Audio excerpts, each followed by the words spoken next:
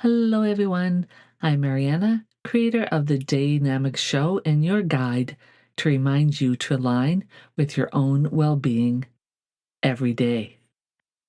I have the pleasure of being joined by Makoda. Welcome. Nice to be here, yes. And today we present the discussion, and the title of the show, we don't know exactly, but it'll unfold as we're talking, but the subject matter is about the way in which, if we don't learn about our emotions as we're younger, how it really does affect you throughout your whole life. That's sort of what it's going to look like, but you'll see once it's posted what we actually have it named. And again, that will just help people understand the importance of, especially if you are young, to ask about the emotions if you're listening. And if you're older and you're not in tune with your emotions, then this will help you get in tune with your emotions. And the importance of, as someone that takes care of kids, to really be able to educate them on what emotions, and you can see by the emotional patterns that play out in adulthood when people haven't really explored their emotions. What do you think, Makoda? Yes, I think that being able to understand your emotions is obviously very complex, and not everyone is able to fully. But I think that it does stem all the way back to childhood, to how you're raised, to how your parents were taught about their emotions, and it's a cycle that, it can be hard to understand and break out of if you're not sure that you're even not expressing your emotions properly, since I think a lot of people, when they do express their emotions, they, again, take examples from their family members or their friends or their people they look up to, and it isn't until adulthood or when they're older that they realize that maybe that's not the correct way to show their emotions if they're showing them at all. So, yeah. And we'll get to the correct. Remember that word, correct. Thank you for sharing that. First, I want to ask as well, our audience listening, have they ever experienced, and think of whether it was you as a younger person and seeing it from your parents or those people that were caretakers taking care of you, or a teacher or whatever it might be, or coach or whatever, just have those different emotions. And we, by all means, are not saying emotions don't have them, because you're going to have them. So you might as well understand while you're having them how to address them. So if you can remember like a situation where either you felt like, oh, that was a way that someone really handled their emotions well in given a situation, and or they didn't address it very well, and how did that feel? yes, and I hope that our viewers can really dive deep into their past and even their future to see who has impacted their emotions and what is impacting them currently. Yes. So let's go into that correct word that you were talking about. Now, is there a correct way to deal with your emotions? Like, my first thoughts on that would be, you're going to have feelings come up. So one thing I just want to refer to, if those that haven't or may not be familiar with all of our resources, is that there is another recording as well as a blog, and it's called The Emotional Scale. And I know, Makoda, you even used it. Yes. We've actually printed it out, and I had one. It's just not in my podcast booth right now, but it's just helping you, because it is someone that I feel has the clearest version of your different emotions, and that's the Abraham Hicks, which you can refer to them at abrahamhicks.com, that they actually show you a scale. So, they go from anything from being depressed way up to absolute love and joy and elation. And there's, I don't know, maybe 20 some of them that really helps you. So I would just tell you, if you haven't seen that, go to the blog that shares a little bit more, or go to, again, abrahamhicks.com and search for emotional scale, or even online anywhere, because it's there. And those that learn visually, you'll actually see that and can print it out and then those that learn in different ways, you can get your information necessary. So what do you feel about the word correct when it comes to dealing with emotions? That's a really good question because I mean, even though I used it earlier, I don't know if, there's going to be a correct way for everyone. But when I envision the idea of correct emotions, it's just being aware of your emotions and how you react to situations where you feel that certain emotion, how you can negate certain emotions if you don't want to experience them, and just knowing how you and your body and your mind all use emotions pretty much. I think that a lot of people maybe don't know when they're feeling a certain emotion, or they realize after the fact that they had that emotion. So I think that the correct way to deal with your emotions or to know about your emotions is, again, just to be aware of them and to know that you're experiencing them and not to hide them or to try to subside them and deal with them in the moment. Right. Like that's a good point. Like it's a person, we always say it's an interpersonal journey. And I think your relationship with your emotions are just as important. Maybe that's what one of the titles might be. Yeah. Your relationship with your emotions, and if you have one or not. Because some just go from they're triggered by something, and then they just go to mad or angry or whatever that scale is, because they haven't dealt with the uncomfortable and the unknown. And I remember doing a podcast, and it was the known to the unknown to the known. Yeah. And that works a lot with emotion. So again, DAYnamicsShow.info, that this will be posted on, as well as YouTube. It will have it where we talk a little bit more about that space in between that is the most uncomfortable. It's just like, if you're in, say, an emotion that doesn't feel well, like how does that affect your body? It affects it, very different ways, obviously. And I think being able to be, again, aware of those emotions might make it less of an effect. But I think for a lot of people, especially you think about children or even babies, when they're crying, when they're upset, they don't even understand those emotions or what's happening to them. So their only reaction is to cry and to get attention, to seek, I guess, comfort. And so I think that sometimes, even though we grow older, we still have those same reactions sometimes, that we don't understand an emotion. We don't know how to feel about it. So we go to the extremes of crying or to get angry or to shut it out. So it can be really hard on your body when you don't really know how to process an emotion, because you can go into, again, crying or, beating yourself up about it or something more negative when you just can't realize that you're having an emotion. Right. I mean, that's a good point too, because when I thought about that is, when you're having these emotions and you're in it and it feels uncomfortable and doesn't feel good, like the first thing you want is some relief. Yeah. That's what the emotional scale talks about too, is just how you try to go up the emotional scale, because as you go up, the emotions feel better. And if you can go up it quite fast if you're aware and conscious of what you're doing, and even do you know the difference really between being angry and being outright mad? Is that the same thing? Like, being able to do those little distinctions between the emotions, and like you said, it's going to be working up towards it. If you're very hateful and you're, screaming at someone, you can't just immediately go to being happy. Maybe if you really know your emotions well, but it shouldn't be that it's an unachievable thing to go up the scale. It should be that, okay, well, I'm really angry, I'm screaming, I'm going to slowly go into disliking this person, the situation. Then you're going to slowly go up, and knowing how to get up there is really important. So that could be, a thing that you say to yourself or an activity that you do that calms you down, or just getting away from the situation. And I think that it's important that, again, you're able to realize when you're having those thoughts and emotions. absolutely, I agree. And remembering that it's an inner journey, it's easy to blame another for, well, you made me feel like this. Okay, well, maybe someone triggered you, or maybe it brought up something like an old memory, an old habit, old pattern, an old belief, an old whatever it might be.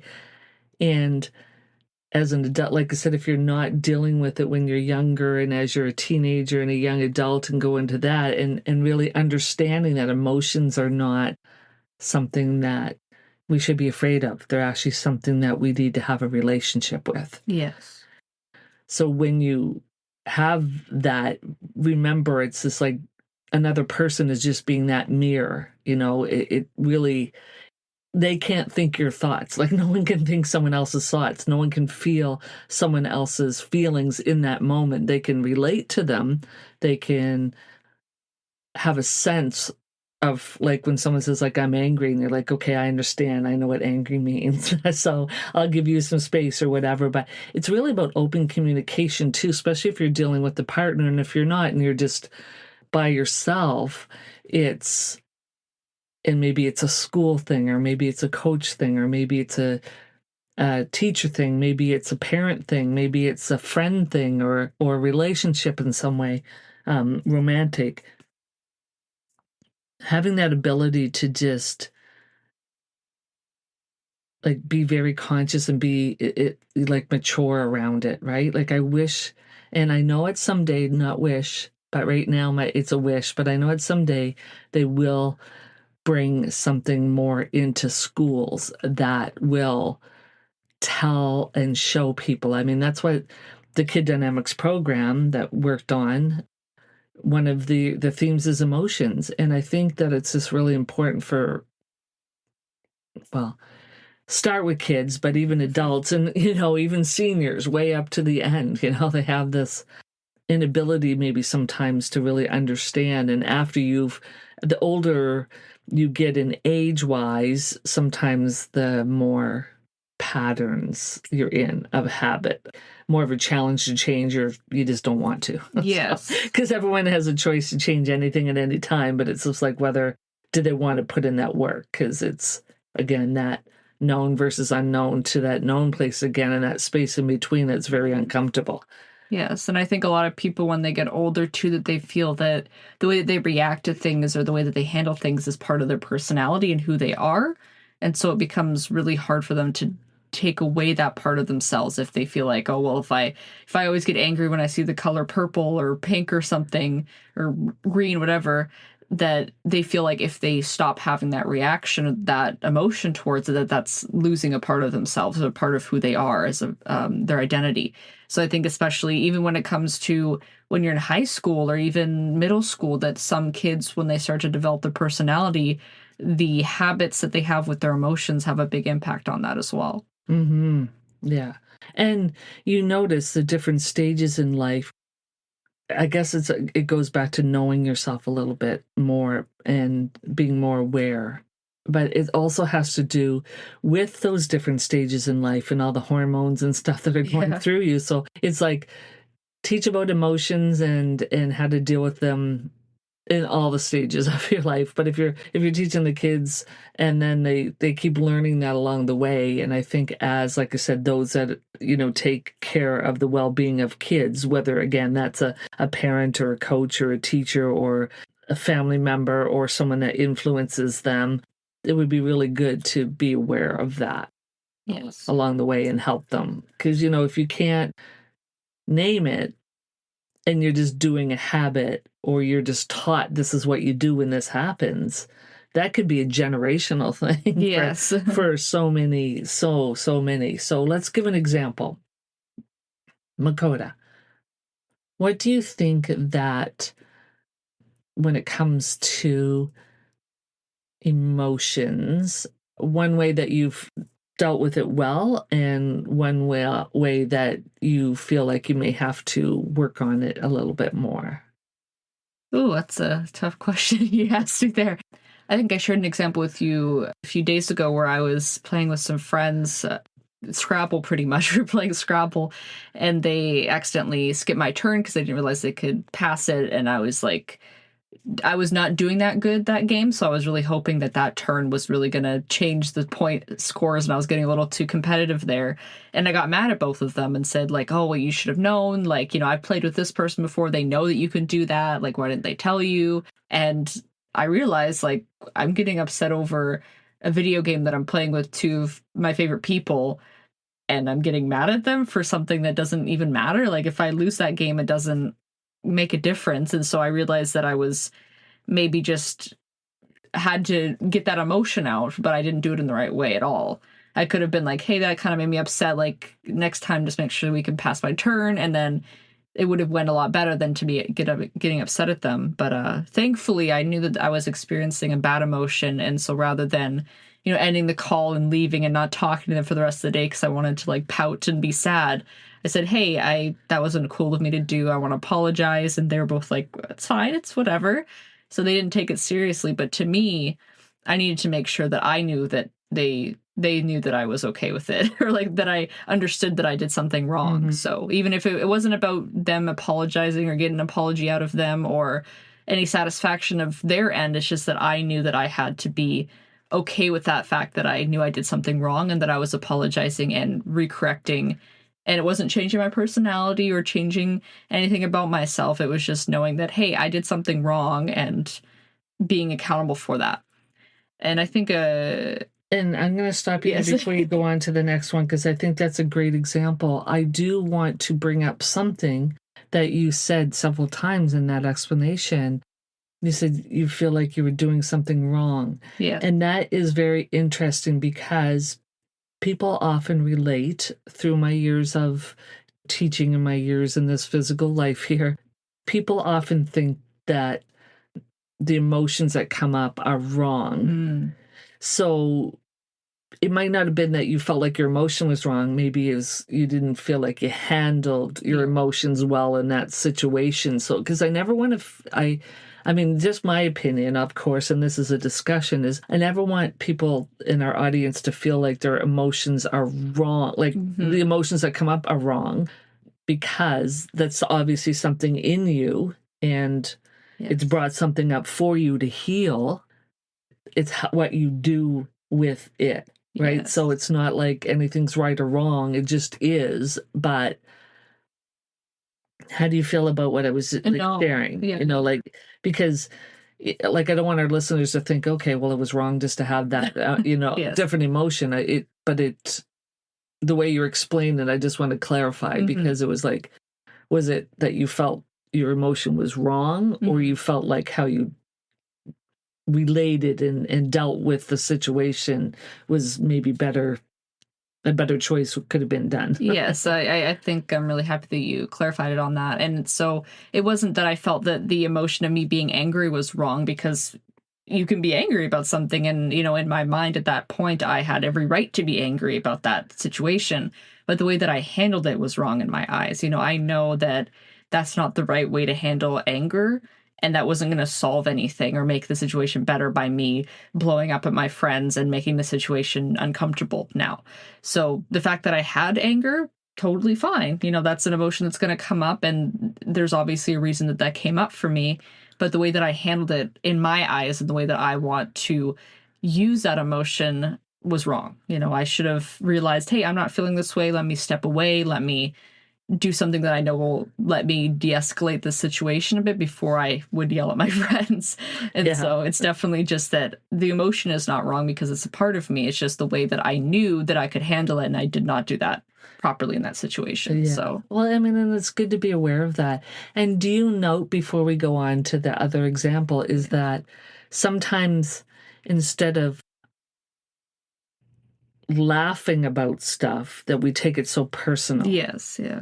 I mean, that's just a trait that I have in my family generationally. I've showed you that example of taking things personal, like, how dare you skip my turn in your exam, but the fact that we take it personally instead of just going, okay, guys, or, okay, whoever's on, like, hey, you skipped by me. Okay, turn it around. Let's go. And making fun of it, that it just, obviously that energy must have been prevalent in your, your energetic field for that to bother you. What do you feel about sometimes we take things personal, because it is bringing up stuff or triggering something or something that we've used to having or believing or... Yeah, no, I think it was for sure that I just wasn't aware of the emotions that I was experiencing, and that I was getting really competitive and like maybe too into a Scrabble game, which sounds kind of silly, if you ever played a board game or anything like that. But it's just, I didn't realize that I was feeling those emotions until it was just past the point, and that I was taking it way too seriously, because what's the worst that's going to happen if they skip my turn? Okay, then I just take 2 turns next time, or, they don't take their turn next time. So it's like, it's not in a situation where I should have been overreacting and kind of like taking it super personally, like they had done it maliciously, and they had planned it together to skip my turn. It's like, no, it was an honest mistake. It wasn't anything that they were doing. They're planning against you. Yeah, so it's like, the third turnaround, do not give her her turn. Yeah. Yeah, so it's like, it's not worth it to have those emotions towards people that I care about. And thankfully they were understanding, and they weren't like, oh yeah, of course you would react like that. It's not something that... It's a usual trait. Yes, yeah, it's not a usual thing that I would just get mad at them. So they weren't taking it super like personally. They're just like, oh, obviously that was not something we should have done. My apologies, rather than it being like, oh, you're always like this, and making it a bigger situation. So it was out of character for me, and thankfully they acted in character by apologizing and saying it's okay. Yeah. And having supportive, cool friends around you that get emotions and then are sort of more balanced. This is not about having an unbalanced. It's more about having a balanced life where that you're going to go up and down that emotional scale sometimes, but that it's okay. And then just knowing what to do with it, and having those cool friends like you do around you to let you have that space, and therefore process it in the moment, which is good. Because like I said, you could have went, I'm out of here, whatever, and go into all of those, what is it, horny and I sad, and I definitely thought to. Angry, and because you can. Yes. And I think definitely as I've gotten older, I've gotten better at not doing that, because whenever I would feel those emotions, I definitely would go into that space of like, oh, I should be the one that's getting apologized to, and I'm the one that's got wronged by this skipping of my turn and all that. So yeah. And thank you for sharing that, because that was a personal experience. But that's what this, the podcasts are about sometimes, is just these personal experiences that help other people, right? Right. So what about a good way that you addressed your emotions, like an example? The one that I thought of is probably when I was doing my teaching practice with the grade 2ers, I guess, or grade 1, I think. Yeah, it was grade 1. And for me, I don't like a lot of noise. And like, if there's a noisy room, sometimes I just get overwhelmed and like I have to step away.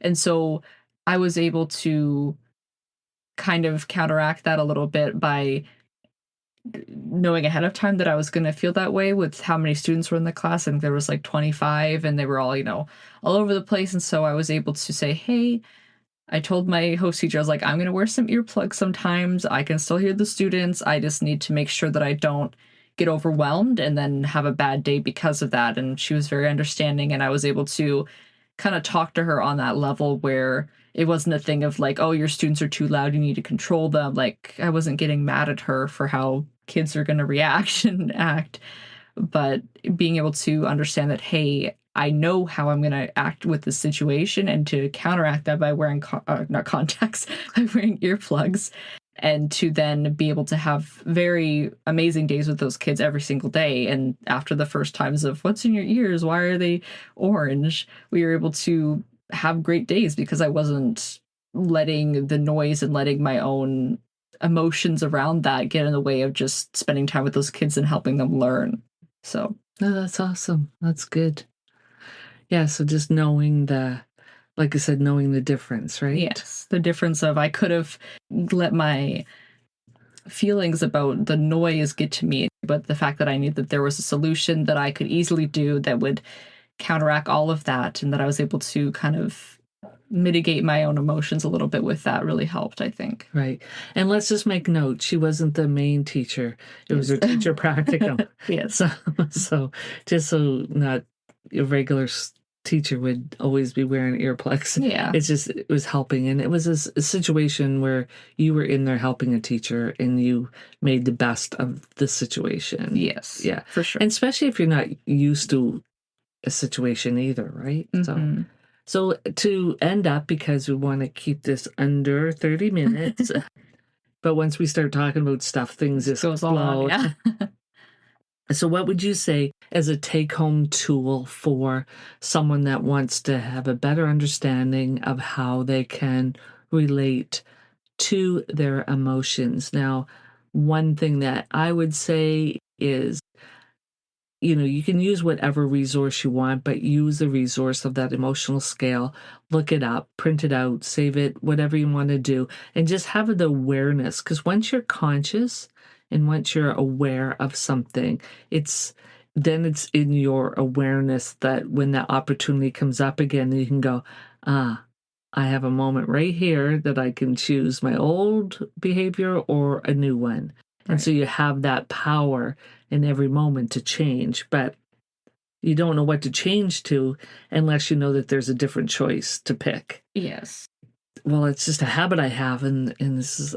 But if you know that there's something better to choose, then your habit can be a more healthy habit, Yes. right?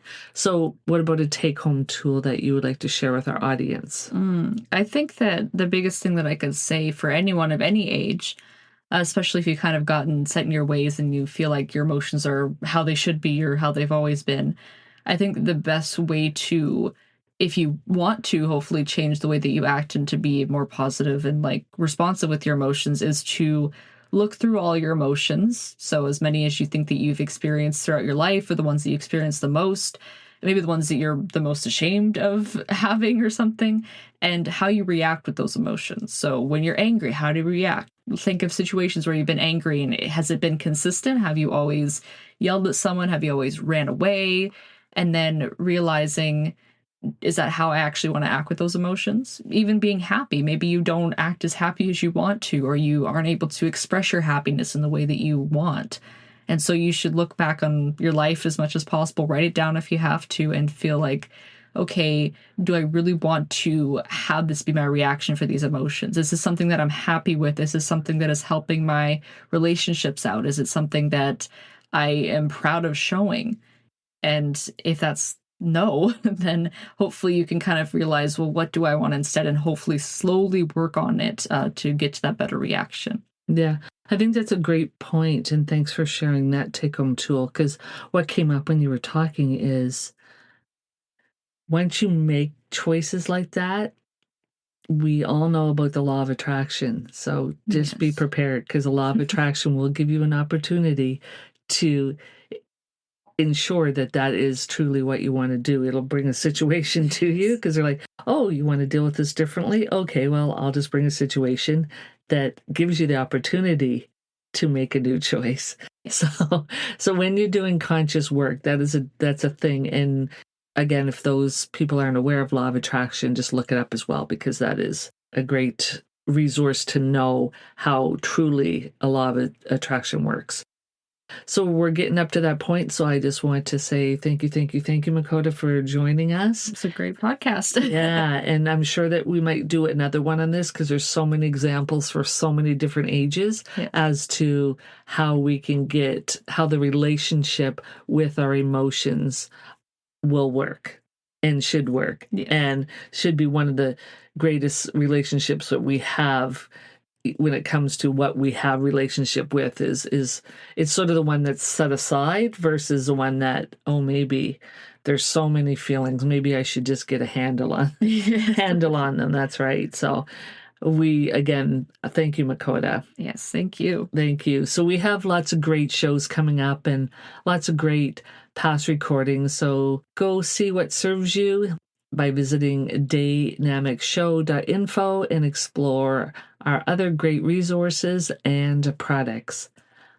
And I do need to add that all materials are copyrighted and are for informational purposes. So until we meet again, thank you, thank you, thank you for listening and make it a dynamic day. Make it a dynamic day.